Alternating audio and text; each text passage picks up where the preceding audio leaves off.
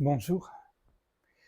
Aujourd'hui, des extraits d'un grand chrétien mystique du XIVe siècle, que 2 siècles plus tard, d'ailleurs, un auteur a appelé le docteur illuminé. Il s'agit de Jean Toller, qui est né à Strasbourg vers 1300, qui est mort en 1361, je crois, et qui a été vraiment dans une approche qu'on pourrait dire aujourd'hui non duelle, d'union avec le divin.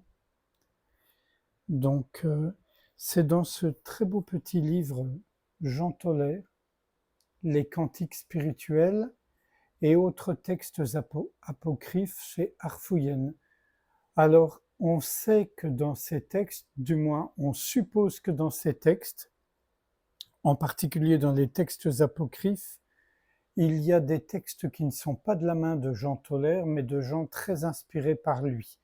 Donc on les considère comme des faux vrais textes ou des vrais faux textes, mais suffisamment remarquables pour figurer dans ces anthologies qu'on trouve aujourd'hui.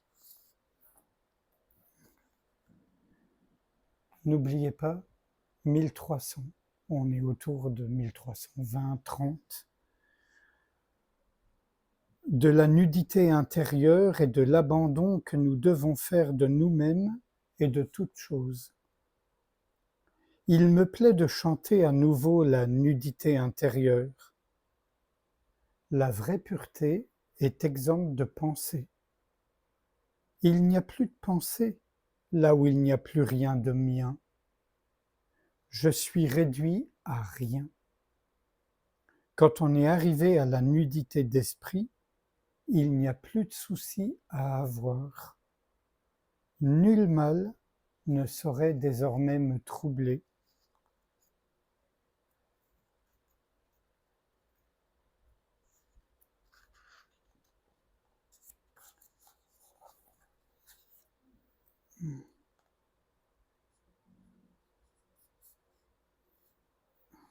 Je me délecte tellement dans la pauvreté d'esprit que je ne puis plus m'occuper des choses et des images qui m'entourent.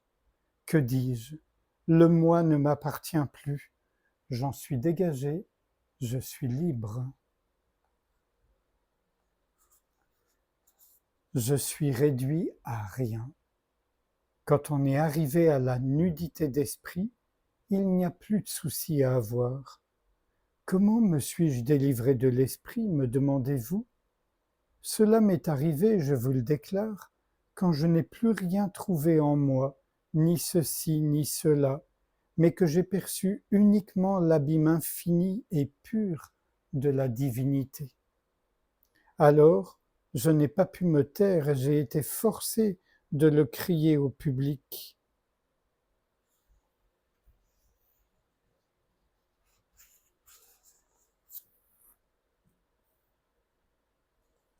De l'immersion pure dans la divinité. Ô divinité, tu es un abîme immense inconnu à tous les esprits. Ceux que tu as absorbés en toi sont retenus par le libre lien de l'amour, sans engagement. Ils sont liés fortement à ton inexprimable essence. Et là, ils jouissent du vrai repos. En dehors de toi, l'être absolu n'est pas. Or, la demeure de l'esprit est au-dessus de tous les êtres relatifs, dans l'être souverain qui les domine tous. Là, vraiment, nous sommes délivrés de toute vicissitude et de tout changement. Nous entrons dans ton essence pour connaître la vérité dans la vérité et la vie dans la vie éternelle, sans partage et sans opinion.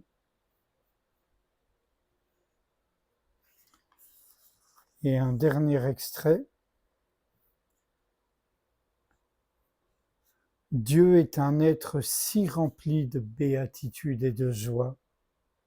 Ô âme généreuse, demeure au-dedans de toi et garde-toi libre. La vraie liberté est un trésor précieux qui apporte à l'esprit des richesses immenses. Voulez-vous obtenir ce trésor? Dites adieu à tout amour étranger, c'est nécessaire, et vous pourrez enfin jouir de lui. Dieu est un être si rempli de béatitude et de joie. L'amour divin est si délicat qu'il est impossible de l'obtenir dès qu'un amour étranger nous possède. Dieu veut être seul maître de l'âme. Il faut nous donner tout entier à lui pour pouvoir, avec succès, jouir de lui. Dieu est un être si rempli de béatitude et de joie. Tourne ton regard, je te prie, vers ce miroir limpide et vois comme il te désire, comme il te cherche. Tu le trouveras très clairement, ô mon âme, quand tu lui seras uni. De grâce, plonge-toi des milliers de fois par jour dans ce profond abîme, et tu pourras ainsi le connaître. Dieu est un être si rempli de béatitude et de joie. Celui qui regarde souvent ce miroir trouve, en lui, la joie du cœur.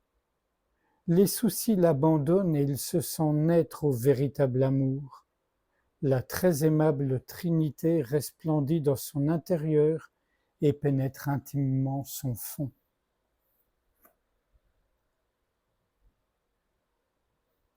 Sans réfléchir à ce qui vient d'être lu, je vous propose qu'on passe un moment ensemble en silence, sans rien faire, juste nous abandonner.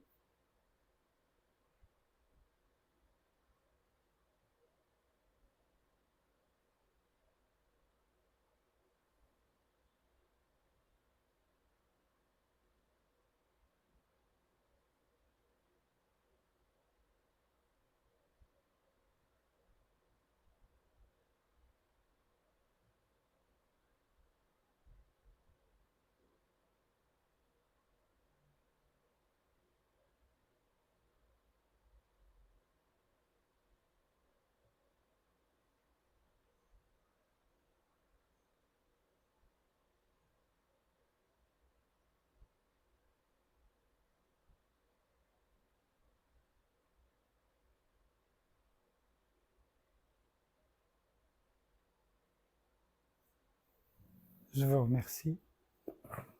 À bientôt.